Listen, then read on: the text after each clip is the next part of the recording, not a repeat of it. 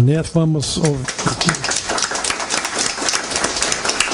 vamos logo escutar o Franklin.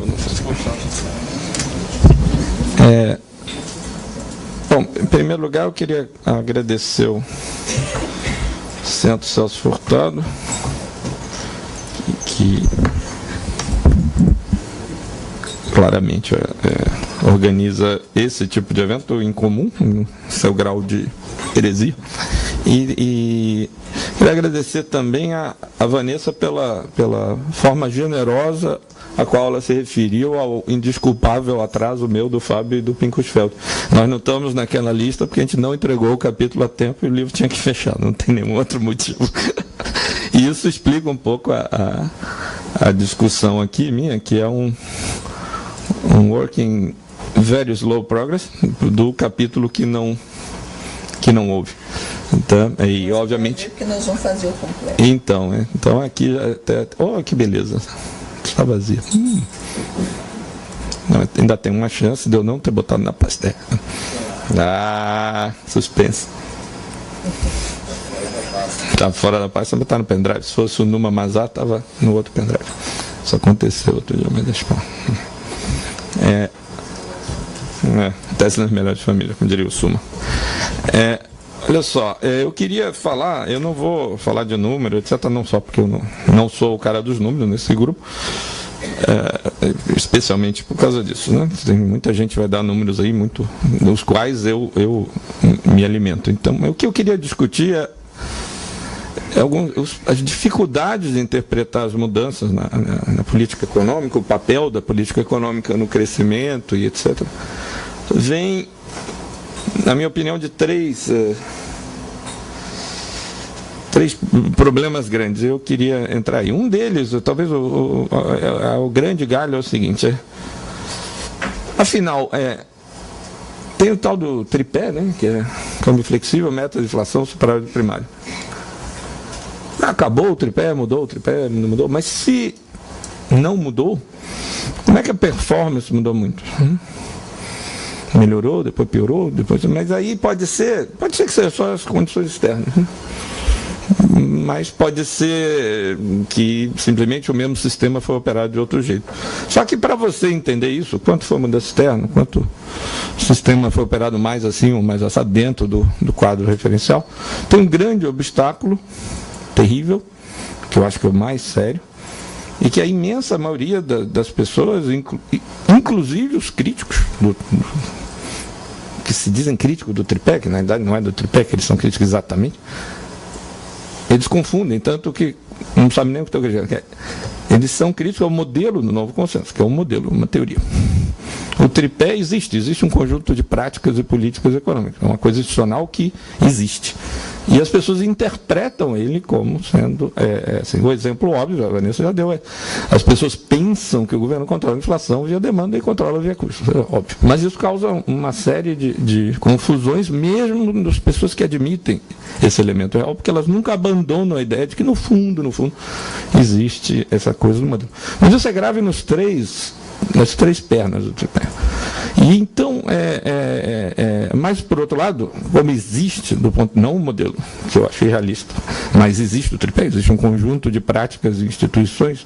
Por exemplo, o governo manda para o Congresso uma meta de superávit fiscal que, se você não cumprir ou der um jeito de embromar, você vai preso. Quer dizer, então, existe. Concreta e materialmente, o modelo do novo consenso existe na imaginação de economistas, mas o tripé, em alguma forma, existe. E como ele existe, ele cria consequências.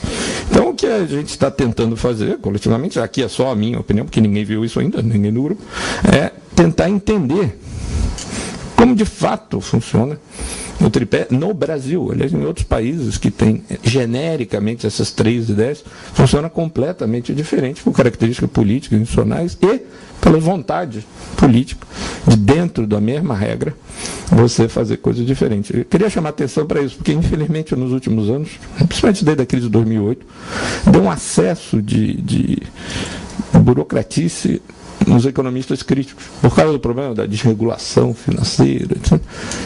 Agora, muitos economistas que eram muito críticos de fazer uma economia política acreditam que, se tiver uma lei, uma regra, pessoas vão cumprir e ela exatamente afeta a economia do jeito que está escrito ali, que é uma coisa estranha, porque, por exemplo, por causa da crise internacional, nada que não existe nenhum sistema, mais desregulado que seja, no qual o que o Bernie Madoff fazia fosse legal, e ele fez. Ele fez porque você põe os reguladores que vão interpretar as regras e definir as regras e as leis como elas são na prática, que tem certos interesses. E se você não for completamente ingênuo, é o básico. Por isso que nosso grupo chama de economia política, não economia jurídica. Então, isso é importante. Como é que funciona mesmo o sistema? A nossa interpretação, as três pernas são meio confusas, né? Eu vou falar dessas três coisas. Sistema de câmbio flexível. O problema que a gente tem com essa questão do sistema de câmbio flexível é que não existe tal coisa em lugar nenhum do mundo, não foi só no Brasil. Nenhum país deixa o câmbio flutuar livremente, mesmo. Nem os Estados Unidos, que poderia, mas não por culpa dos Estados Unidos, em boa parte porque os outros países não podem deixar o câmbio em dólar mudo. Então, a China, o Brasil, o resto do mundo não deixa os Estados Unidos flutuar livremente.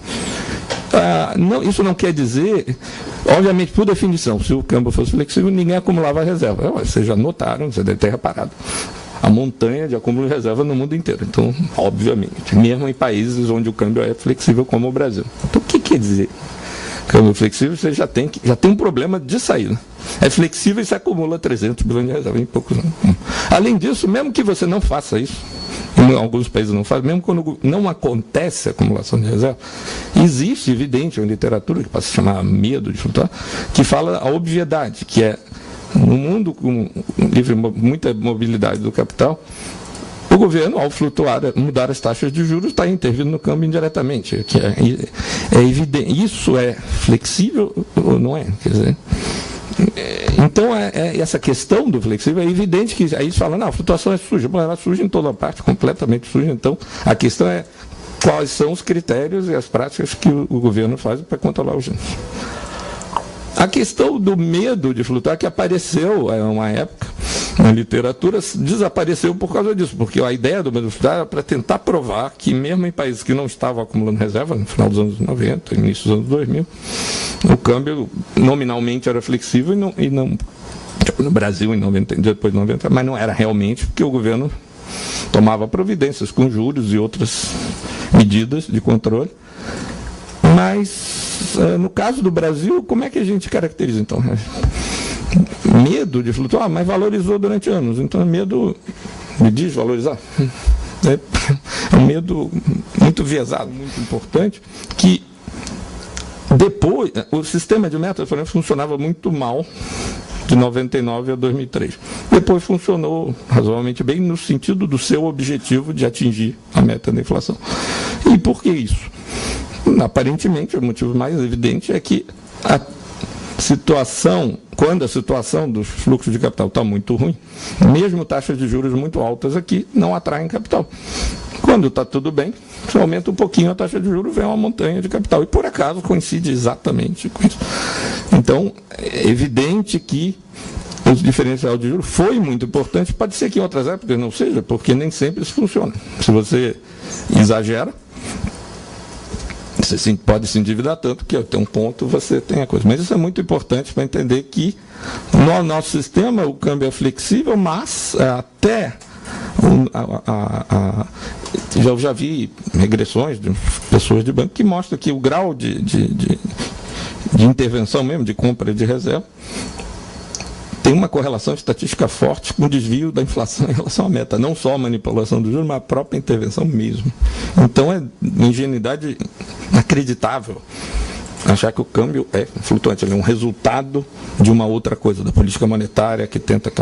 A outra coisa é o seguinte, a literatura mais crítica, que infelizmente há uma tendência, o pessoal que fala supremacia dos mercados, por exemplo, alguns amigos lá da Unicamp, eles davam a impressão que o Banco Central é completamente incapaz de controlar qualquer coisa, que a taxa do câmbio do Brasil é determinada, sei lá onde, no mercado de derivativos, em outro lugar do mundo, invertendo a lógica da coisa. Veja bem, eu não entendo nada dessas coisas complicadas, muita gente trabalha aqui no banco e entende muito mais que eu, mas vou fazer uma analogia que bem simples. Existe um mercado em Londres sobre o placar da final da Copa. Quem vai jogar e qual placar. A ideia de que isso determina quem vai ganhar a Copa, isso é, que se na cotação lá a Argentina vai ganhar da Rússia, sei lá, não sei nem se vai, na final, vai determinar o fato de que quem vai ganhar a Copa, me parece extrema. E eu gostaria de ver mecanismos de transmissão bem claros como é que eu passo de uma coisa para outra.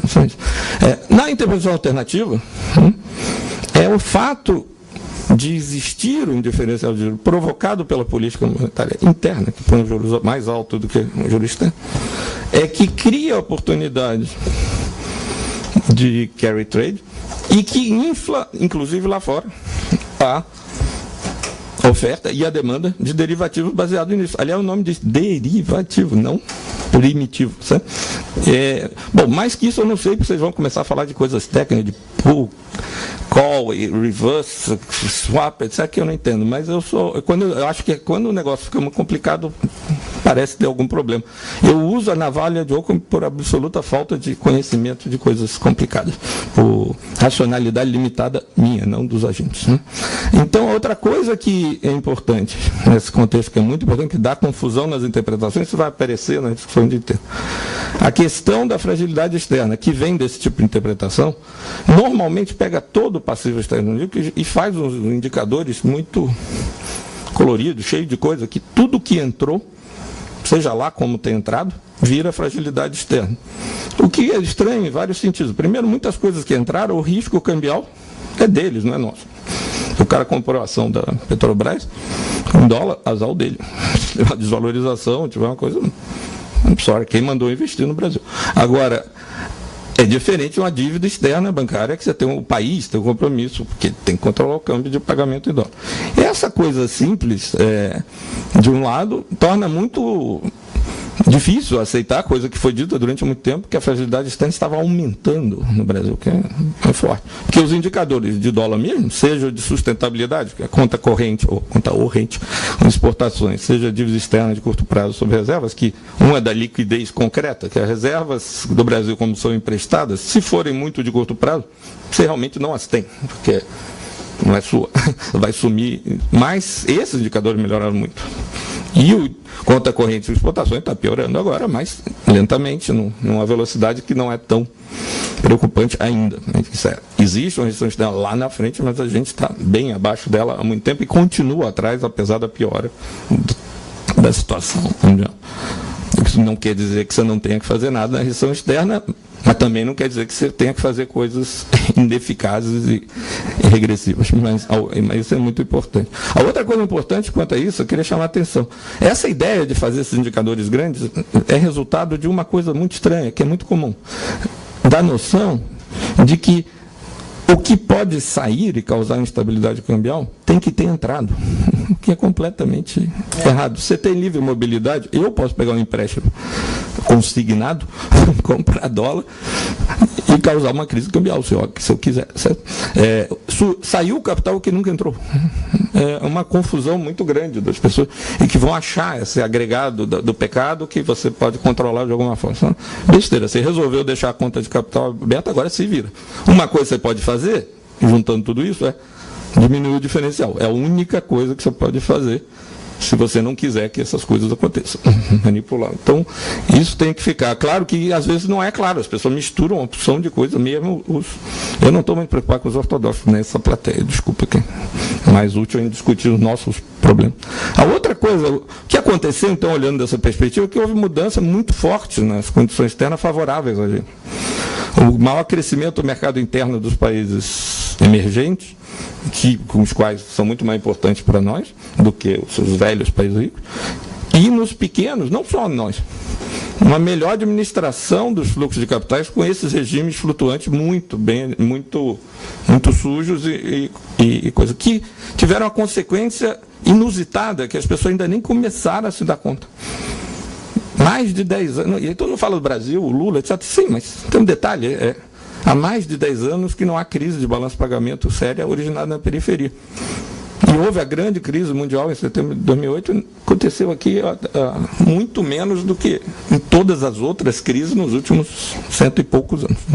Essa mudança é muito importante, obviamente, afetou o Brasil, afetou a Argentina, afetou todo mundo. E torna muito mais tranquila a restrição externa, não no sentido estrutural a longo prazo, mas na coisa do aborto de pequenos surtos de crescimento, porque geralmente a estabilidade cambial é enorme, a inflação é para o espaço, isso não acontece mais. E aí dá para você crescer mais se você quiser e dá para você não crescer se você não quer. Então, isso é que eu acho que é importante a gente entender. Então, o regime mudou a perna do tripé? Não. O que mudou é que se tornou mais eficaz, dado o objetivo central da política econômica com a mudança da decisão externa. A mudança. E por quê? Porque no regime de metas de inflação, o que é. Eu vou falar aqui muito rápido, porque eu falei um pouquinho da coisa fiscal, que no momento é mais importante, polêmica. Essa coisa que já teve muitos trabalhos aí, do Suma, da Júlia Braga, do Pinkusfeld, etc., que confirmaram empiricamente esse tipo de interpretação, que é assim, basicamente, a inflação brasileira segue muito diretamente o canal câmbio, o custo da política monetária, que você muda os juros, há uma tendência, quando muda o diferencial os juros, de não mudar o nível de câmbio, sim, a variação do câmbio. E o câmbio nominal afeta imediatamente os preços importados e exportáveis, e também, por causa da peculiar forma de indexação brasileira dos preços administrados ao IGPM, que tem um peso muito grande, o preço por atacado, afeta os preços administrados. E as duas coisas, os importados e exportáveis e administrados, afetam os custos de todo o setor, inclusive serviços. O Suma e a Júlia Braga estimaram que a inflação do serviço depende do câmbio, ao contrário do que as pessoas pensam, que as pessoas acham que não tem custo ou que a economia é invertebrada, não tem insumo. Você vai num restaurante, mas não tem nem comida, nem se gasta energia. E a energia, em parte, infelizmente, até hoje, o preço tem alguma coisa a ver com o preço do ferro, sei lá por quê. Mesmo que não use ferro como fornecedor, porque você tem um índice que reajusta vários preços administrados, que ainda tem um peso, já mudou em alguns setores, mas ainda tem um peso muito grande dos preços tradables. Então, esse caminho é bem regular, demora alguns meses, mas a inflação, os juros, quando o Banco Central diz a mudança do juro afeta a inflação daqui a alguns meses, ele não está mentindo. Quando ele diz isso é porque a demanda afeta sei lá o que afeta sei lá o que. Não, o Banco Central não sabe qual é o produto potencial, não sabe a inclinação da curva S, não tem a menor ideia do coeficiente da curva de Phillips. E sempre acerta a meta. Alguma coisa, a outra coisa tem que estar funcionando. É muita sorte. Aí tem choque de oferta o tempo todo. E mesmo assim acerta a meta. Então, o importante é chamar a atenção que o efeito de juros do câmbio é primário. Na demanda que é efeito colateral, ao contrário do que todo mundo fala. E tem implicações óbvias aqui. Primeiro, a lei de Barbosa, que continua valendo. Barbosa não é o STF, não é o Barbosa da lei. É a lei de Barbosa. Barbosa é o Nelson Barbosa. O Nelson Barbosa, em 2005, 2006, escreveu um artigo que ele dizia: no Brasil, o governo só consegue atingir a meta inflacionária com facilidade, quer dizer, mais perto do centro, em anos que o câmbio valoriza em termos nominais. Ele não tem tido facilidade ultimamente para atingir a meta, fica batendo na trave. O canal câmbio, eu queria lembrar que existe o canal câmbio-demanda na discussão no modelo tradicional, certo? Porque os juros afetam o câmbio e, por exemplo, causa uma desvalorização que é vista normalmente como expansionista. Se eu baixar os juros, se eu subir os juros, eu valorizo o câmbio e aí diminui o saldo, que devia ser contracionista. Isso é comum dizer que, portanto, a inclinação da curva S, né, é maior por esse efeito juro do canal câmbio-demanda. Só que tem um pequeno problema. No Brasil, esse canal evidentemente não funciona, porque a valorização, como a própria Vanessa mostrou, pelo efeito no consumo, é muito expansionista. Então, se é o câmbio que está afetando a inflação, não pode ser via o efeito do câmbio da demanda, porque é o contrário. Quando o governo sobe o juro, ele expande a demanda por esse lado. pelo efeito do câmbio no salário. Pode ter um efeito contraditório pela o juro afetar um pouquinho o consumo, mas no final o efeito distributivo é muito maior do que o alocativo. Agora, a outra coisa, então, é que eu queria mencionar duas coisas que é importante para essa mudança, para mostrar como foi desastrada a mudança. Primeiro, as pessoas dizem que os juros não afetam os preços administrados. É mentira. Porque se ele afeta o câmbio, é óbvio que ele afeta os preços administrados. A pessoa está esquecendo que o câmbio os preços administrados são afetados pelo câmbio. Então é uma visão completamente errada da coisa. A outra, mais importante, é que a tentativa do governo de não depender do câmbio foi desastrosa do ponto de vista do controle da inflação, porque quando ele fez medidas macroprudenciais, ele conseguiu controlar um pouquinho o crescimento da demanda, né, controlando o crédito, o consumo, dos bens duráveis, cujo preço em reais estava constante ou caindo. Parabéns. Controlou a inflação muito bem. E como não afetou os juros, a vantagem da medida macroprudencial é que ela não afeta os juros. Mas não afetou os juros, não afeta a inflação, não adiantou nada, mas todo mundo falou que foi um sucesso. Eu acho admirável uma política completamente fracassada ser ter uma reputação tão boa, mas tudo bem. Bom, finalmente, o que é mais complicado, eu tenho pouco tempo, a regra fiscal, que é uma dor de cabeça, porque a regra fiscal do Brasil é completamente irracional e louca, só que ela tem consequências. E as pessoas, mesmo as melhores, não se dão conta, talvez por uma dificuldade emocional de aceitar que o regime é tão doido, tão irracional, tão maluco, mesmo num governo progressista em grande parte. A gente tem uma regra. A que existe é de superávit primário. Não existe no Brasil regra de dívida líquida, pública, tem regra de superávit primário. Isso que vai para o Congresso, isso que limita o orçamento. Né?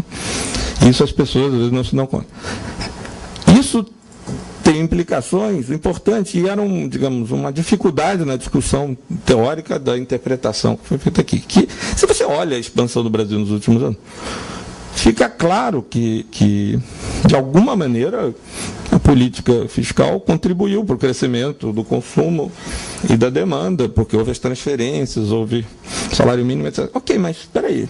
O meu modelo keynesiano simples, que a colega minha ali, a Tita da FJ, ensina, né, nas aulas de macro, o aumento da carga tributária diminui a renda disponível do setor privado. E dados os gastos, a transferência, óbvio, é contracionista. Ok, mas ao mesmo tempo eu tenho essa regra fiscal, tem esse paradoxo. Tem outro paradoxo, é que eu tenho a regra fiscal como proporção do PIB.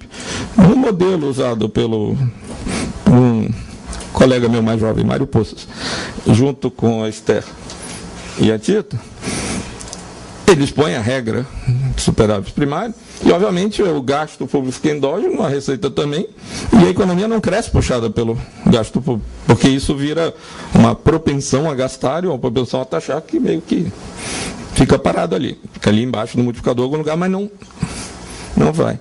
Então, como é que pode ter acontecido? O que aconteceu no Brasil foi uma coisa muito peculiar, é que, de fato, o que a gente tem nós temos uma meta de carga tributária para o PIB e que faz a seguinte coisa, que é a carga tributária menos gastos mais transferências não financeiras tem que ser o superávit da meta. Como o governo fixa uma meta,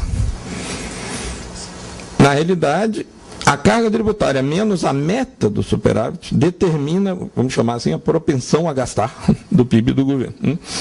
E aí, mas como é que você atinge isso? Porque em proporção do PIB, você não sabe o PIB. Primeiro problema doido disso é que a variável de ajuste é o investimento. Por que essa equação, você pôde botar essa equação no modelo e ela não quebrou? Porque se errar a previsão, você corta o investimento. É a primeira coisa básica. É muito mais fácil cortar o investimento do que o meu salário. Porque eu sou funcionário, eu não vou cortar. Então, se eu tenho essa regra, cai a arrecadação, mantém a meta de superávit, vai direto, não há a menor dúvida. E por isso que o governo, quando tinha alguma coisa na cabeça, tirou a Petrobras e tentou e fez tentou fazer uma golden rule aqui demais, mas essa é a primeira coisa, ok. Isso é muito importante para entender a dificuldade da retomada do investimento público. Agora, você tira a Petrobras e depois manda a Petrobras cortar o investimento, bom, aí devia ter deixado. Se deixasse, a Petrobras tinha investido muito mais em 2011 do que investiu. Então, aí eu não sei, tirar para cortar é um absurdo. A outra coisa importante tem a ver com esse paradoxo que eu estava falando. Por que, afinal, foi expansionista? Porque, de fato, se dessa forma o gasto público e a receita são ambos induzidos, o que acontece? A carga tributária menos o superávit, a meta do superávit, determina essa propensão a gastar do governo, que é positiva. Certo? Quanto maior a carga tributária ou quanto menor a meta do superávit primário, mais vai aumentar os gastos e vai aumentar o multiplicador. Vai aumentar o super também, mas vai aumentar o multiplicador. E aí o que houve? E aí qual é o efeito? Mas o outro efeito, o efeito negativo sobre o consumo, existe. Então o que você tem que ver, o efeito líquido, na realidade, é a carga tributária vezes a diferença da propensão a gastar do governo e da pessoa que é taxada. Então, nesse período, houve duas coisas boas. Se você gastou em gente com alta propensão, o governo transferiu para quem tem alta propensão a gastar e tirou um pouquinho mais de gente que tem menos. E a carga tributária cresceu vegetativamente, como o Cláudio Hamilton mostra, sem novas leis, pela expansão da economia nessa dinâmica. Então o multiplicador foi aumentando um pouquinho sozinho. E quando cresceu as exportações, depois cresceu o crédito, depois o governo tirou alguns gastos e botou, digamos, em cima do multiplicador, e o multiplicador crescia um pouquinho, foi. Na volta, essa decepção com a política fiscal que dá resultado fiscal que devia ser mais expansionista, é porque as desonerações, você está fazendo esse avelmo às avessas. Você está taxando os pobres para desonerar os ricos que não gastam em nada, porque eles disseram para você que vão investir mais e não investem, só investem quando tem demanda. Então, aí a nossa interpretação desse problema é aumento. A grande questão é a diferença da propensão a gastar efetivamente do governo e da pessoa que está sendo taxada para aquilo. E só para chamar a atenção como isso é importante. As pessoas falam que o Brasil cresceu muito pelo consumo, mas esse consumo depende muito das transferências e depende de outra coisa também. Funcionário público. Nós estamos no consumo privado. Quando o FJ contratou o SUMA, o PIB aumentou na hora, no montante do aumento da oferta de serviços de aulas, que é a contratação de mais professor que entra, aumenta o consumo do governo, aumentou o G. Só que o SUMA não poupou todo o salário dele. Ele gasta tudo, eu sei. Tem propensão a gastar bom. Então, na realidade, aumentou o gasto público, o salário dele 2 vezes, porque ele não sobrou nada. O primeiro mês ele torrou tudo. Sabe? Então, por incrível que pareça, a folha de salários do setor público, que é em grande parte consumido, ela aparece como consumo privado, não aparece nas medidas usuais de renda disponível, um pedaço do consumo da família. Mas, para vocês terem ideia, outro dia o Medeiros foi olhar os dados e mostrou que a folha salarial do setor público no Brasil como um todo é maior do que a folha salarial da indústria brasileira, certamente. Isso é um elemento pouco importante. O que eu quero dizer é que a propensão a gastar do governo é no mínimo. E nas transferências, se transferir para a pessoa mais pobre, vai ser muito próxima de 1. Então, é garantido que, mesmo com o sistema tributário que taxa demais pessoas com alta propensão a consumir, tende a ser expansionista essa coisa e tende a ser particularmente ineficaz essa política de desonerações. Finalmente, que já estou estourando qualquer paciência do nosso senador, eu queria falar mais uma coisinha que é sobre as dívidas, que é um resultado da regra maluca que a gente tem. Dada a regra doida que a gente tem, isso tem consequências para a importância ou não da dívida pública, bruta, líquida, etc., que as pessoas estão muito confusas quanto a isso. Primeira coisa é a seguinte, é tão estranho o nosso sistema que é o seguinte, o governo, desde 2006, no mínimo até antes, honestamente quer aumentar o investimento público. Isso atrapalha às vezes, depois corta, fica com medo, mas no fundo, você perguntar para a maior parte dos funcionários públicos que estão trabalhando nos ministérios encarregados, eles querem aumentar. Só que, e, ao mesmo tempo, eles são muito preocupados na coisa de ser responsável fiscalmente e, ultimamente, até parecer responsável fiscalmente. Então, agora, veja bem, quanto custa financiar o investimento público? Custo do capital. Reduzindo o superávit primário. Zero, eu já arrecadei. Quanto custa fazer aumentar a dívida? Selic, que é caro pra caramba. Quanto custa fazer uma parceria público-privada? Selic também, porque o governo tem que fazer alguma coisa. Agora, por que o governo faz a parceria, em vez de fazer? Por que ele não faz só a dívida? É porque vai afetar a dívida líquida, ele não pode fazer. Mas se você fizer a parceria, não é porque é melhor. E tem muita gente que faz no governo e não acha melhor. É que a parceria, o governo cria um special purpose, sei lá o quê, o projeto, sei lá, a ponte. E aí ele dá a parte dele e o setor privado dá a parte dele. Só que o governo tem que dar alguma coisa. Aí ele lança o título. Mas como ele tem um ativo, a dívida líquida não aumenta. E aí o governo faz isso. Mas o problema é que quando o governo faz isso, não só é mais caro a parte dele, como depois a parte do outro vai ter um problema, que a tarifa que o cara vai querer. Primeiro que, se não tiver expectativa de demanda, ele não investe. Então, o governo tem que garantir demanda e tem que subsidiar. Mesmo a demanda que tem, o governo vai ter que subsidiar, senão ou o povo quebra as coisas na rua, que agora eles reclamam, ou o empresário acha a margem de lucro baixa. O que, no final, é uma maneira muito pouco eficaz, se eu fosse fiscalista, muito cara e ineficiente de fazer a coisa que tem que ser feita. Mas é melhor do que não fazer, eu concordo. Mas é importante entender como esse mito do superávit primário, que ninguém sabe para que serve, ninguém consegue dizer, ele é para isso, é para baixar dívida, é para aquilo, mas tem que ser mantido, faz as pessoas quererem contorná-lo e gera uma discussão muito doida. Eu preferia que a discussão sobre parceria ou não fosse baseada em termos mais, digamos, microeconômicos, eficiência, etc. E não em financiar mais caro, porque dá para enrolar a meta, que é uma bobagem, mas você não tem coragem de questionar. Quer dizer, é muito confuso isso. E é difícil, às vezes, entender, porque você perde, você sempre supõe que o outro não é competente e louco, mas nosso sistema é doido. E, obviamente, agora, as pessoas estão muito preocupadas com a dívida bruta. Mas a dívida bruta e líquida, esse debate, na verdade é um dos pedaços do que, nesse ambiente aqui, eu prefiro chamar de a maldição de Delfim. É uma lei terrível do Brasil, a lei de ferro do Brasil. O Brasil sempre terá problemas fiscais. Por quê? Porque quando melhora um indicador fiscal da moda, as pessoas mudam de indicador. Isso aconteceu na época do Fernando Henrique, a dívida líquida não podia crescer rápido demais, a velocidade. Depois não, tem que estabilizar ela. Depois não, os superávit primários, que ela estava começando assim. Depois, superávit primário, não, consumo do governo, lembra da época que era o consumo do governo? Depois parou o consumo do governo, a dívida bruta, claro. Então, daqui a pouco vai ser o quê? Sei lá, qualquer coisa. Gasto da prefeitura de, sei lá, Itacoacetuba. É isso que os investidores internacionais. Se olharem um artigo meu Consuma, sobre a desaceleração rudimentar, deve ter na internet em algum lugar, você tem duas citações do Delfim, com alguns anos de diferença. Ele dizendo, os mercados exigem a dívida líquida de tanto por cento. A outra, mais recente, dizendo, não adianta chorar, o mercado quer a dívida bruta mesmo e nada pode ser feito. Quer você queira ou não quer. Tá bom. O mercado muda de ideia, infelizmente, nessa direção. E aí faz as pessoas ficarem nervosas com spreads, essas coisas, deixa para lá. Agora, tem uma outra coisa, a última que eu queria falar, que é o problema não do lado de lá, mas do nosso lado, infelizmente.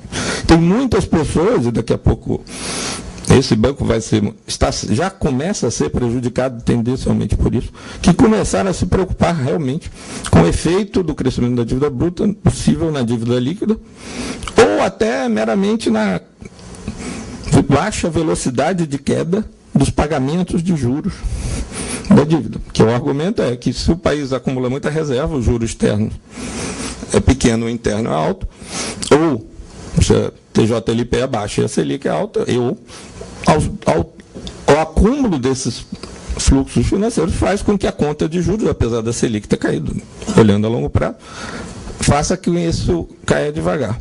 É verdade, mas então temos que tomar a providência. A única providência que eu gostaria que tomasse é não baixar a TJLP toda vez que baixa a Selic, por favor. Depois volta para vocês o problema. Quem mandou? O pessoal daqui diminuir a distância entre Selic e TJLP, o problema assumia você. A outra coisa que você pode fazer, nada. Porque, e daí? Que diferença faz se os juros caíssem muito mais e a conta de juros caísse muito mais? Do ponto de vista político imediato, nenhuma, porque não muda o superávit primário. Você não vai poder gastar mais institucionalmente. Você vai ter que mudar para uma meta de dívida e botar no Congresso a meta de dívida. Enquanto não botar, é irrelevante. O governo vai continuar podendo gastar o que for carga tributária menos meta de superávit.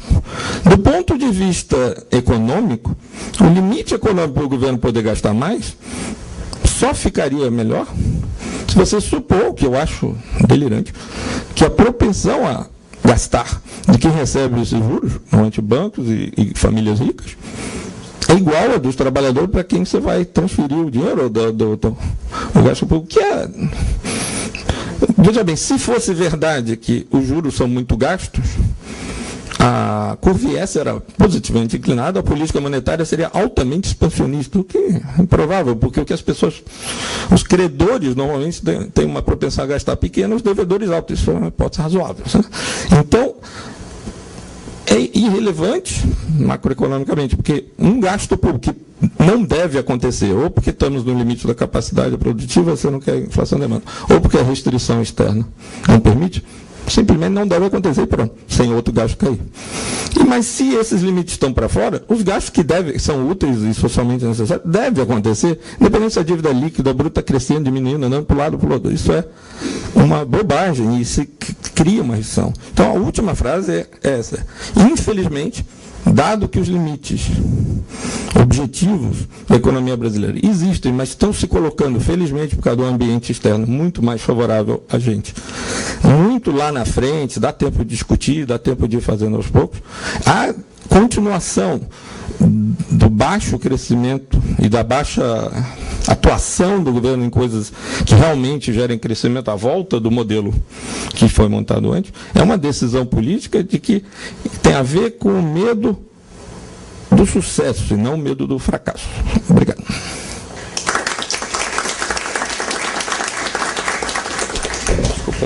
Nada, obrigado aos dois